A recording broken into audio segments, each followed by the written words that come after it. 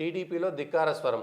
తమ సంగతి తేల్చాలని ఎక్కడికక్కడ నేతల పట్టు, క్షేత్రస్థాయిలో దిగజారిన పార్టీ పరిస్థితి, డబ్బున్న వారికే టికెట్, పార్టీని వీడేందుకు పలువురు సిద్ధం, గంటను పట్టించుకొని చంద్రబాబు, బండారు సత్యనారాయణమూర్తి సీటుపై అయోమయం, తడాక చూపిస్తామంటున్న గాజువాక, అనకాపల్లి నేతలు, పల్లాపీల, అదేవిధంగా తీవ్ర నిరాశలో అయ్యన్న, ఉమ్మడి గోదావరి జిల్లాలో జనసేన సిచ్చు, దేవినేని ఉమా, సత్తెనపల్లి బగ్గుమంటున్న కోడెల శివరాం, చిలకలూరుపేటలో పుల్లారావు పరిస్థితి అగమ్య గోచరం, ధర్మవరం రాప్తాడులో పరిటాల శ్రీరామ్, సునీత అసంతృప్తి. అంటే ఆంధ్రజ్యోతికి సంబంధించినటువంటి వార్తల్లోనేమో వైసీపీ అవుట్ అయిపోయింది, వైసీపీలో నుంచి జనాలంతా బయటికి వెళ్ళిపోతున్నారు అనేటువంటిది ఒక చర్చ. ఇక్కడనేమో ఆంధ్రజ్యోతిలో వైసీపీ నుంచి వెళ్ళిపోతున్నటువంటి చర్చ. రెండు పార్టీల మధ్య ఒక యుద్ధ వాతావరణం నెలకొన్నది. మీడియా, వీళ్ళ మీడియా వాళ్ళ మీడియాగా పోయింది. ఈ అంశంలో వీళ్ళు వైసీపీ నుంచి వెళ్ళిపోయినప్పుడు టీడీపీ నుంచి వెళ్ళిపోతున్న వాళ్ళకి సంబంధించినటువంటి లిస్ట్ కూడా ఇవ్వాలి. సాక్షిలో కూడా వీళ్ళకి సంబంధించినటువంటి టీడీపీకి సంబంధించి వెళ్ళిపోతున్నటువంటి వార్త ఇస్తే వాళ్ళు వైసీపీ నుంచి వెళ్ళిపోతున్నటువంటి వార్త కూడా ఇవ్వాలి, కానీ ఇవ్వదు.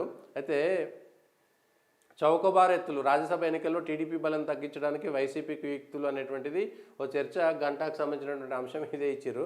అయితే ఇది ఇంకొక వార్త. ఎట్లా దీన్ని చూడాలంటే బీజేపీకి తొత్తుగా జగన్ అన్న స్వలాభం, అంటే డైరెక్ట్గా షర్మిల వైఎస్ జగన్ పైన వేసింది. దీనికి సంబంధించి స్వలాభం కోసమే ఏపీ తాకట్టు, మోదీకి వైసీపీ ఎంపీల ఊడిగం, జగన్పై పీసీసీ అధ్యక్షురాలు షర్మిల ఫైరు. దాదాపుగా చాలా రోజుల తర్వాత వైఎస్ జగన్పై ప్రత్యక్షంగా ఒక కౌంటర్ వేసింది. అయితే ఇండైరెక్ట్గా జగన్ కూడా కౌంటర్ వేశాడు. టీడీపీకి స్టార్ క్యాంపెయినర్లు అని ఇటు పురంధేశ్వరిని, అదేవిధంగా షర్మిలను, అటు పవన్ కళ్యాణ్ను, ముగ్గురిని కలిపి ఒక విమర్శ చేశాడు.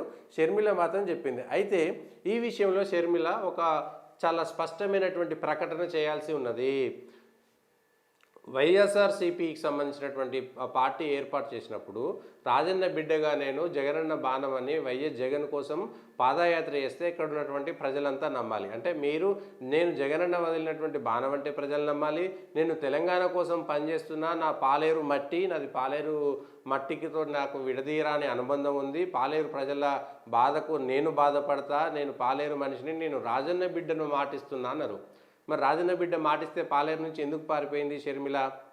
అదేవిధంగా రేవంత్ రెడ్డి దొంగ పీసీసీ అధ్యక్ష పదవి ఇచ్చిర్రు ఆయనకు, ఆ దొంగతో నేను ఎట్లా కలిసి పనిచేస్తా అని ఎన్నికల్లో పోటీ చేయలేదు. అంటే మాట ఇస్తే మాట ఇచ్చి మడమ తిప్పము అనేటువంటి మాట చెప్పినటువంటి మీరు ఈ విషయంలో ఎందుకు ఇన్నిసార్లు మాట తప్పారు? పోనీ ప్రజలకు వివరణ ఇచ్చిరా, ఇగో నేను జగనన్న కోసం ఇంత కష్టపడ్డా, నేను పాదయాత్ర చేసిన, జగనన్న జైలు ఉన్నప్పుడు నేనే పార్టీని నడిపిన, కానీ జగన్ రెడ్డి నన్ను ఈ విధంగా హింస చేసిండు, ఈ విధంగా ఇబ్బంది పెట్టిండు, రాజకీయంగా నాకు ఈ అభిలాష ఉండే కానీ ఆయన తీర్చదన్నాడు అనేటువంటి అంశాలు మీరేమైనా ప్రజలకు క్లారిటీ ఇచ్చిరా? అంటే మీరు జగనన్న బాణం అంటే నమ్మాలి, మీరు వైఎస్ఆర్టీపీ అని పెడితే ప్రజలు నమ్మాలి, లేదు కాంగ్రెస్ అంటే నమ్మాలి, నేను మణిపూర్లో క్రైస్తవుల కోసం రోధిస్తున్నంటే నమ్మాలి, ఏది చెప్పితే అది ప్రజలు గుడ్డోళ్ళ లెక్క నమ్మాలనా? ఇదేనా పరిస్థితి? ఈ విషయంలో మీ కుటుంబంలో ఎందుకు చిచ్చు పెట్టింది, ఎందుకు చిచ్చు వచ్చింది, ఎందుకు మీరు విడిపోవాల్సినటువంటి పరిస్థితి వచ్చింది, జగన్ను కాదని వేరే పార్టీ ఎందుకు పెట్టుకున్నారు, ఈ విషయంలో చెప్పాలి. అదేవిధంగా ఈ కాంగ్రెస్ టీడీపీ కలిసి పనిచేస్తున్నాయని చెప్పడానికి కూడా ఇదే నిదర్శనం. ఆ తెలంగాణలోకి వచ్చిన తర్వాత వైఎస్ఆర్ టీపీ పెట్టి, ఆంధ్రాకి వెళ్ళిన తర్వాత వెళ్ళి, అదేవిధంగా చంద్రబాబు నాయుడు మద్దతు ఇచ్చేటువంటి వాళ్ళంతా మీ వెంట ఉండి, జగన్ను వ్యతిరేకించే వాళ్ళంతా మీ వెంట ఉన్న తర్వాత చాలా స్పష్టంగా మీ వెనుక ఉన్నటువంటి వాళ్ళు ఎవరనేటువంటి అర్థమవుతుంది. అదే స్వేచ్ఛ ఉన్నది, షర్మిలకు స్వేచ్ఛ ఉన్నది, తన సొంత పార్టీ పెట్టుకోవచ్చు, ఏ పార్టీలోనే చేరొచ్చు, ఎక్కడైనా పోయేటువంటి స్వేచ్ఛ ఉన్నది, హక్కు కూడా ఉన్నది. అది ఆమె ఇష్టము. రాజకీయంగా ఒకే పార్టీలో ఉండాల్సినటువంటి అవసరం లేదు. కానీ మేము ప్రత్యేకము, మేము రాజన్న బిడ్డలము, మేము రాజశేఖర రెడ్డి బిడ్డగా మేము మాటిస్తే మడమ తప్పమని తెలంగాణకు వచ్చి, నేను తెలంగాణ బిడ్డను, నేను తెలంగాణ కోడల్ని, నేను ఇక్కడనే చదువుకున్నా, హ్యాబిట్స్లో చదువుకున్నా అని చెప్పి, తెలంగాణలో నా కోటక్కు ఉందని చెప్పేసి మళ్ళీ ఆంధ్రాలో పీసీసీ అధ్యక్షురాలు చేస్తే, అంటే మిగిలిన జనాలంతా పిచ్చులు, మీరు ఏం చెప్తే అది నమ్మాలి. ఆంధ్రాకు సంబంధించినటువంటి అంశంలో ఈ 2-3 పార్టీలు చేసి ప్రజలను పిచ్చోలు చేస్తారు. వాళ్ళ పార్టీలు లాభపడుతున్నాయి. టీడీపీ కానీ లేదంటే వైఎస్ఆర్సీపీకి సంబంధించినటువంటి కానీ వాళ్ళ స్వలాభం చూసుకుంటున్నారు. కానీ ప్రజలకు రావాల్సినటువంటి లాభాలను పక్కన పెట్టేసి ఉచిత పథకాలు ఇచ్చేసి అటు చంద్రబాబు నాయుడు మోసం చేశారు, ఇటు వీళ్ళు కూడా మోసం చేశారు. షర్మిలకు సంబంధించినటువంటి అంశంలో కూడా షర్మిల ఎందుకు ఈ విషయంలో చేయట్లేదు, ఎందుకు చాలా స్పష్టత ఇవ్వట్లేదు, మా కుటుంబంలో ఎందుకు ఇబ్బంది వచ్చింది, చెప్పాల్సినటువంటి అవసరం మాకు లేదు, మేము ఏ పార్టీలో చేరుతామంటే చేరొచ్చు.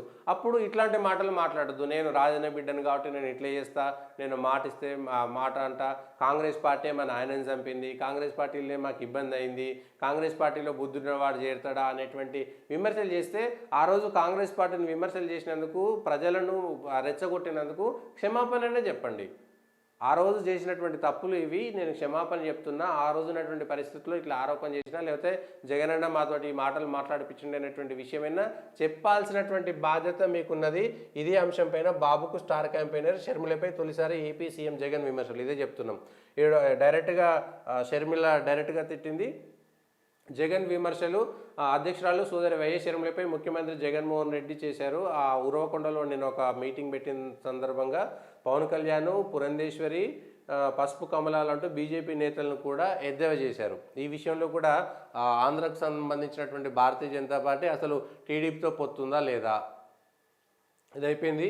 ఆంధ్రకు సంబంధించినటువంటి దాంట్లో టీడీపీతో బీజేపీ పొత్తు ఉందా లేదా, పవన్ కళ్యాణ్ ఎన్డీఏలో భాగస్వామి అయితే పవన్ కళ్యాణ్ ఎన్డీఏకి చెప్పకుండా చంద్రబాబుతోటి ఏకపక్షంగా వెళ్ళడాన్ని బీజేపీ జాతీయ పార్టీ కానీ రాష్ట్ర పార్టీ కానీ ఏ విధంగా చూస్తుంది? స్పష్టమైనటువంటి ప్రకటన చేయాలి. పవన్ కళ్యాణ్తో మాకు సంబంధం లేదు, లేదా పవన్ కళ్యాణ్తో మాత్రమే మాకు సంబంధం ఉంది, చంద్రబాబుతో మాకు సంబంధం లేదు అనేటువంటి విషయాన్ని ఆంధ్ర బీజేపీ స్పష్టంగా చెప్తుందా? లేదు, పవన్ కళ్యాణ్ బీజేపీ మాత్రమే కలిసి పోటీ చేస్తుంది, చంద్రబాబు ఒంటరిగా పోటీ చేస్తాడు, మాకు సంబంధం లేదనేటువంటి విషయాన్నైనా బీజేపీ జాతీయ పార్టీ కానీ రాష్ట్ర పార్టీ కానీ స్పష్టత ఇవ్వగలుగుతుందా? కలిసి పోటీ చేస్తుంది. ఎందుకంటే తెలంగాణలో కూడా పవన్ కళ్యాణ్తో పొత్తని ఆఖరి నిమిషంలో వచ్చి పోటీ చేయాల్సినటువంటి పరిస్థితి వస్తే, ఇక్కడ ఉన్నటువంటి దాంట్లో కూడా ఏంటి 2014లో కలిసి పోటీ చేసి అక్కడ 2014లో 18లో జనసేన లేని, తెలంగాణలో లేని జనసేనను తీసుకొచ్చి పోటీ చేయించినటువంటి నేపథ్యంలో ఇక్కడ కూడా ఆంధ్రాలో, ఎందుకంటే ఈ విమర్శలు ఎత్తుకోవాల్సిన పరిస్థితి వస్తుంది, ఇది జగన్ మోయాల్సి వస్తుంది, చంద్రబాబు నాయుడు మోయాల్సి వస్తుంది.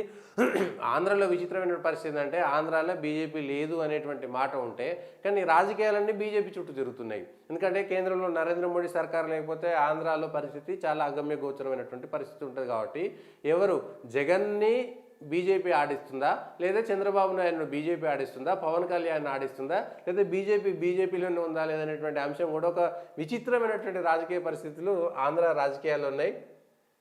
వీటికి సంబంధించిన దాంట్లో మరి దానికి సంబంధించి ఎట్లా చేస్తారనేటువంటిది చూడాలి.